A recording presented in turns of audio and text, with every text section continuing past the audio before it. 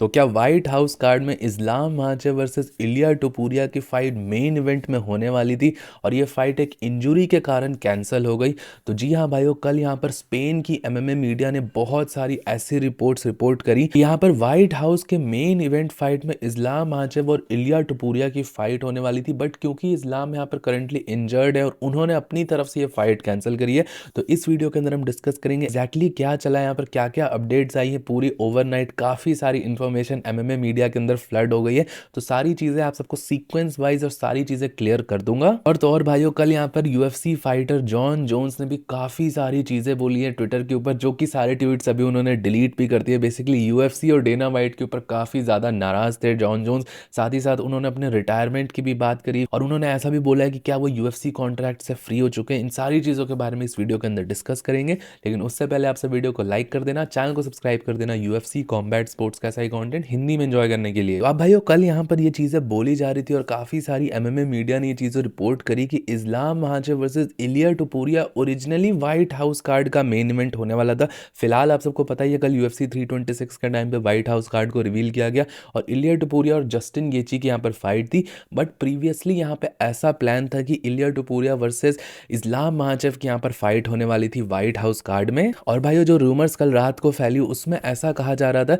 कि इलिया टुपुरिया ने इस फाइट को एक्सेप्ट कर लिया था, इस्लाम महाचेव ने भी स्टार्टिंग में यहाँ पर फाइट को एक्सेप्ट कर लिया था। बट भाइयों, लास्ट वीक के मिड में यहाँ पर इस्लाम की टीम ने ये बोला कि वो इस फाइट को नहीं कर पाएंगे और थर्सडे को ही, up until last week Thursday को ही जाके यहाँ पे जस्टिन गेची को अप्रोच किया गया था।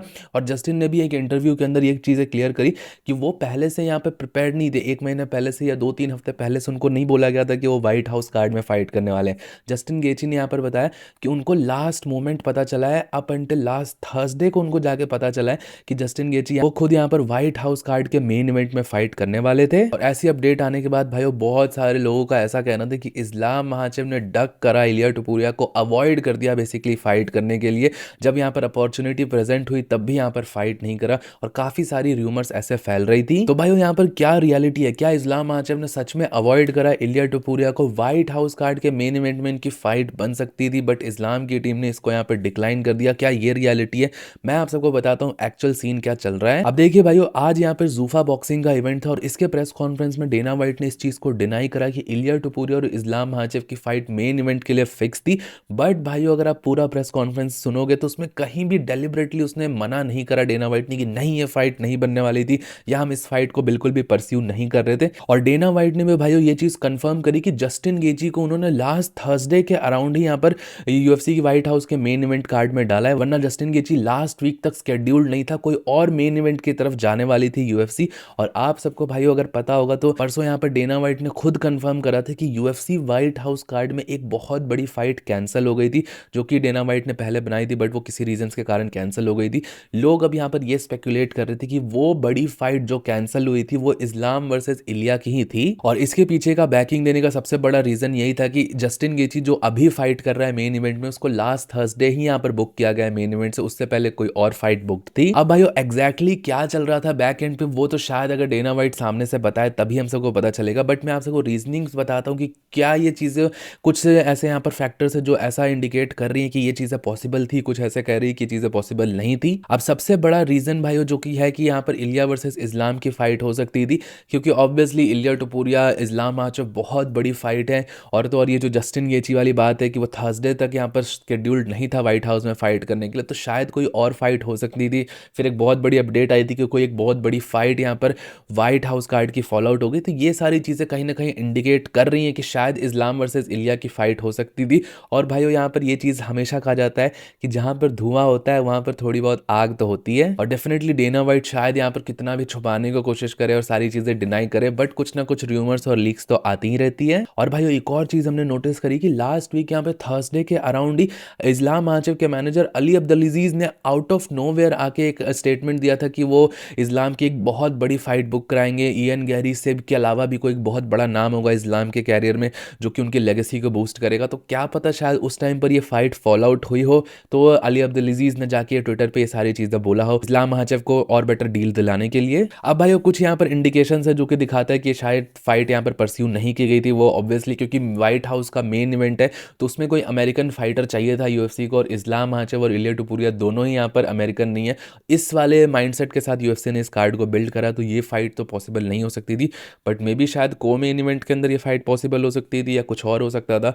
Alex Pereira versus Jon Jones शायद मेन इवेंट के लिए हो सकता था, इस तरीके से भी फाइट्स पॉसिबल हो पाती। बाकी भाइयों, अगर सच में यहाँ पर ये फाइट बुक होने वाली थी और ये फाइट बुक नहीं हो पाई इंजरी के कारण या किसी भी रीजन के कारण, तो बहुत ज़्यादा दुख होगा। अगर आने वाले टाइम में शायद ये रिवील होता है या डेना वाइट सामने से ऐसा बताता है कि ये फाइट बुक होने वाली थी बट ये फाइट बुक नहीं हुई, तो बहुत ज़्यादा दर्द होगा, यहाँ पर दिल टूट जाएगा एमएमए फैंस का और मेरा भी बहुत ज़्यादा। क्योंकि भाइयों ये राइवलरी इस्लाम वर्सेस इलिया की राइवलरी है और ये जो दोनों फैन बेसेस है, इतने पोलराइजिंग फैन बेसेस है, दोनों का ही अलग अलग डिमांड है, अलग अलग चीज़ें कहते हैं एक दूसरे को, और काफ़ी ज़्यादा विशियस राइवलरी भी है। मुझे ऐसा लगता है हबीब वर्सेस कॉनर का ही एक रेप्लिका फाइट होती है और राइवलरी उसी तरीके से बिल्ड होती, काफ़ी ज़्यादा trash talk, bad blood involve होता है इस फाइट के अंदर। बाकी देखते हैं भाइयों, फिलहाल के लिए तो यहाँ पर ये फाइट पॉसिबल नहीं हो पाई। आगे आने वाले टाइम में क्या अपडेट्स निकल के आती है मैं आप सबको सारी चीज़ें बता दूंगा। आप सब अपना ओपिनियन इस बारे में मुझे नीचे कमेंट सेक्शन में जरूर बताइएगा। अब भाइयों बात करते हैं यहाँ पर यूएफसी के former heavyweight champion Jon Jones के बारे में। कल डेना वाइट ने यहाँ पर प्रेस कॉन्फ्रेंस के ऊपर कहीं ना कहीं जॉन जोन्स को बेसिकली ऐसा दरकिनार कर दिया यूएफसी के अंदर, और उस सारी स्टेटमेंट्स को सुनने के बाद जॉन जोन्स ने बहुत सारी चीज़ें ट्विटर के ऊपर बोली। अब बेसिकली डेना वाइट ने ऐसा बोल दिया कि जॉन जोन्स को आप सब रिटायर्ड कंसिडर कर सकते हो और मैं अपने रहते हुए जॉन जोन्स को कभी भी व्हाइट हाउस कार्ड में फाइट करने नहीं देने वाला था। और जो रूमर्स यहाँ पर फैलाई जॉन जोन्स ने खुद कि वो यूएफसी के साथ नेगोशिएशंस करने वाले हैं, उनकी बात चल रही है यूएफसी से व्हाइट हाउस में फाइट करने के लिए। डेना वाइट ने ऐसा कहा कि उन्होंने जॉन जोन्स के लॉयर को यहाँ पर क्लियरली बोल दिया था कि ये फाइट कभी नहीं होने वाली, जॉन जोन्स को व्हाइट हाउस में फाइट नहीं करने देंगे।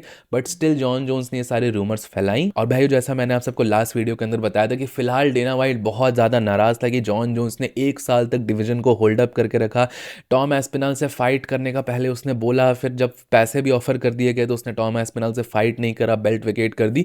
तो डेना वाइट कहीं ना कहीं नाराज था और इतनी बड़ी अपॉर्चुनिटी यहाँ पर वापस से जॉन जोन्स को नहीं देने वाला।